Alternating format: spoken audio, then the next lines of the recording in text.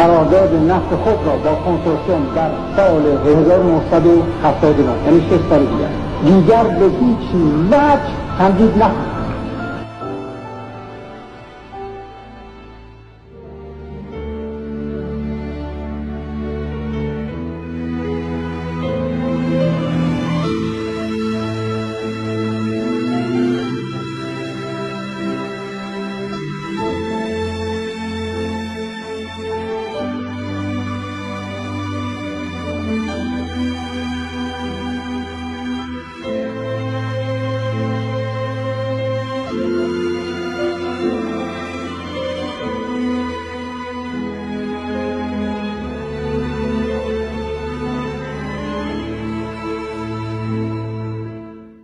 I am ready to link the price of oil to the price of other commodities.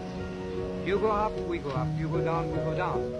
It's true that when we started to defend our interests, the price of commodities also rocketed up by several 100%. But this cannot continue. If you increase, we increase. If we increase, you increase. We have got to find some solution for this. Why don't you also envisage that we have to buy wheat 4 times the price? We used to buy wheat for less than $60 a ton. We bought wheat for $245 last year. We used to buy vegetable oil for much less than $100 a ton.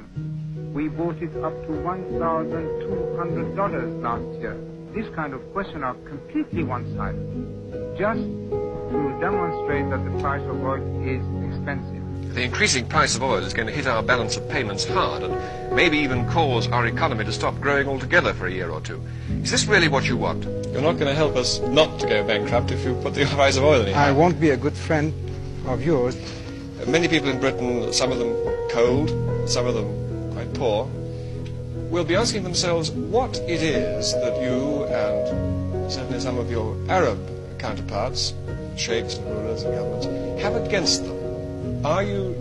Does it in any way serve your interests Well, why to make the British economy suffer? Why against? First of all, it's not British economy. If you want to say anything, it should be the world economy. And this is not against, but just defending our chips. How much pressure has there been from the United States to keep this oil down? What would they like to see, or what would they like to see? Nothing. They would like to expect us not to rise the price of oil when they themselves increase the price of steel. See any circumstances in the near future under which you would reduce the price of oil? What should we do? This is the only thing we have. Would you be interested in hearing what the CIA had to say? Yes, why not? It's a brilliant but dangerous megalomaniac who is likely to pursue his own aims in disregard of U.S. interests. So how could I be your man, your agent, How do you mean? safeguarding your interests? Well, it says that the Shah is an uncertain ally. His dreams of glory apparently... I know. So you would like me to be your stooge? Candidly, Your Majesty, is there no element, not of revenge, because that is not a noble impulse, but at least some element of satisfaction in seeing the giants of the West in some disarray? Well, no, because their disarray is, I think, needs a restructure of their society. The brown-eyed peoples are teaching the blue-eyed peoples something, is that? Well, no, we are not teaching something. The blue-eyed people have to wake up. Wake up to? From the complacency for this torpor in which they put themselves by taking maybe too many sleeping pills. بارها شاه گفته بود که ما نفت رو نمیفروشیم از سال فلان برای اینکه میخوایم برای ملتمون کار بکنیم، چون در اون زمان متخصصین حدس میزدن نفت در یه سالی تمام میشه در ایران و شاه قصد داشتش که پیش از اون صنعت ایران رو بالا ببره که اگر نفت تمام شد دوباره مثل دوران قاجار فقر و بدبختی در مملکت نیاد. و به هر حال این بود که وقتی که امریکایی‌ها و اروپایی‌ها و اینا مثلا فولاد رو گرون می‌کردن و اینها رو گرون می‌کردن، شاه هم نفت رو بالا می‌برد و اوپک رو هم شاه درست کرده بود. یک کینه‌ای که هم از شاه به دل داشتن.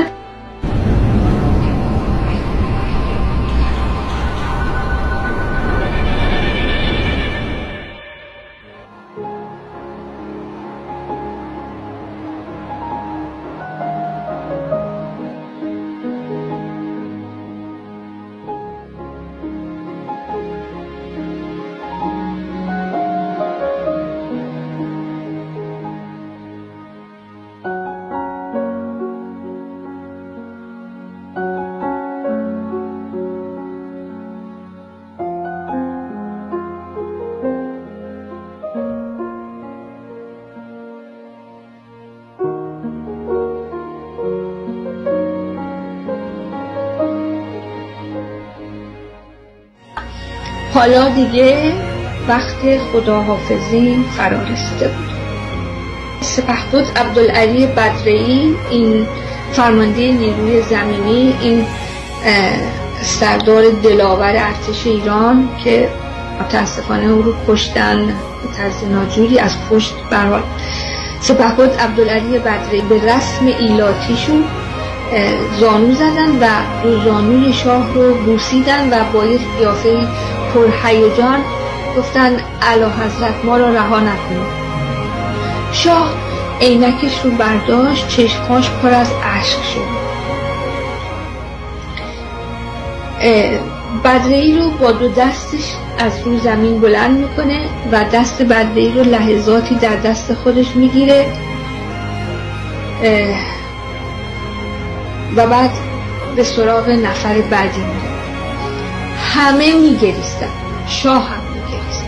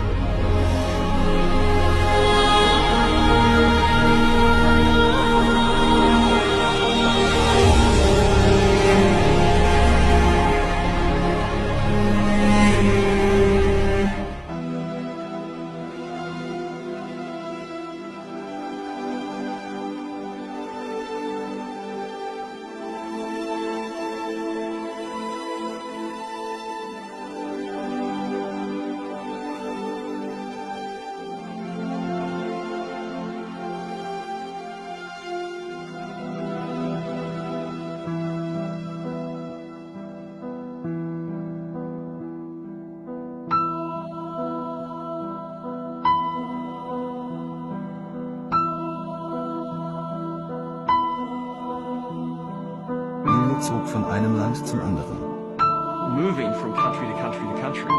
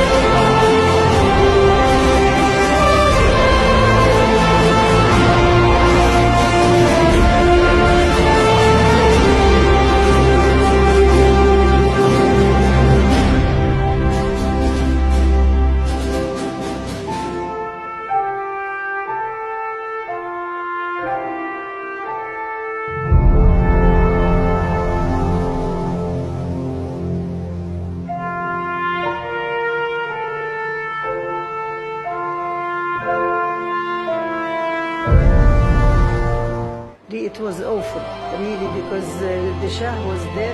Es war wirklich furchtbar, denn der Schah war doch ihr Freund.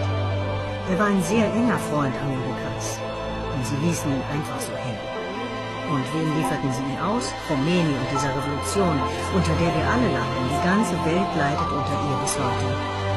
Und der Schah war ein Freund Amerikas, aber in der Politik hat man keine Freunde. You don't have friends.